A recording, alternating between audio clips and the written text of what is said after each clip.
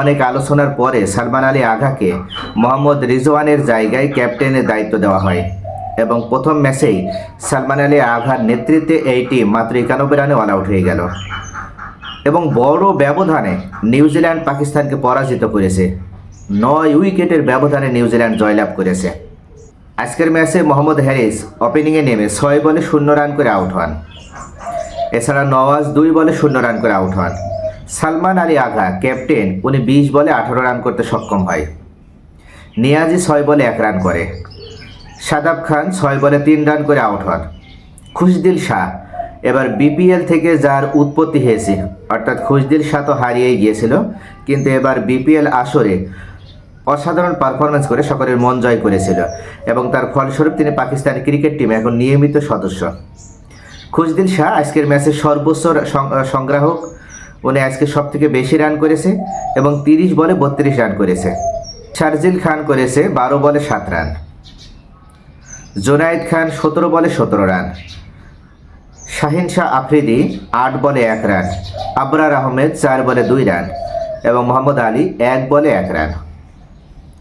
সব মিলে পাকিস্তান মাত্র 91 রান করতে সক্ষম হয় এবং এক্ষেত্রে এই পাকিস্তান টিমকে 91 রানে বেঁধে রাখতে সক্ষমতার পেছনে এবং পাকিস্তান টিমকে 91 রানে বেঁধে রাখতে সবথেকে বেশি ভূমিকা রাখে নিউজিল্যান্ডের বোলার কাইল জেমিসন। তিনি 4 ওভার বল করে মাত্র 8 রান দিয়ে 3 উইকেট নিয়েছেন। কল্পনা করা যায়, মাত্র 8 রান দিয়ে তিনি 3 উইকেট নিয়েছেন কাইল জেমিসন। এছাড়া জ্যাকব ডাফি তিনি 3 ওভার 4 বল করে 14 রানের বিনিময়ে 4 উইকেট নিয়েছেন। ইশসদি তিনি 4 ওভার বল করে 27 রানের বিনিময়ে 2 উইকেট নিয়েছেন। টার্গেটে খেলতে নেমে নিউজিল্যান্ড হেসে খেলেই তারা ম্যাচটাকে জয়ের দিকে নিয়ে যাচ্ছিল, তবে মাঝখানে টিম শেফার্ড তিনি 29 বলে 44 রান করে আবরার আহমেদের বলে আউট হন। পরবর্তীতে আর কোনো উইকেট না হারিয়ে নিউজিল্যান্ড জয়ের দ্বার প্রান্তে পৌঁছে যায় এবং ফ্যাবিয়ান অ্যালেন 17 বলে 29 রান করেন। টি রবিনসন করেন 15 বলে 18 রান। আজকের ম্যাচে পাকিস্তান ক্রিকেট টিমের কতটা দুর্বলতা সেটা স্পষ্ট হয়ে উঠেছে। মূলত পাকিস্তান টিমের এই যে ভঙ্গদশা, এই ভঙ্গদশার পেছনে পাকিস্তানের টিম ম্যানেজমেন্ট কিন্তু সব থেকে বেশি দায়ী।